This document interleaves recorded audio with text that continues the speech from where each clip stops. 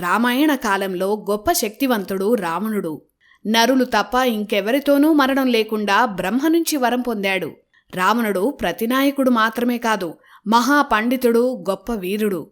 స్త్రీ వ్యామోహం వల్ల, హద్దుదాటిన అహంకారం వల్ల, కామాంధకారం వల్ల నాశనమైపోయాడు.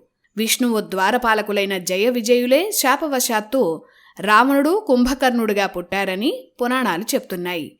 గొప్ప శివభక్తుడాయన. వీణ వాయించటంలో, చదరంగం ఆటలో దిట్ట. ఎన్నో రకాల కొత్త వీణలను సృష్టించిన సంగీత శాస్త్రవేత్త కూడా. మాయా యుద్ధంతో లోకాలనే జయించాడు. వేదాలు చదువుకున్న పండితుడు, బ్రాహ్మణుడు.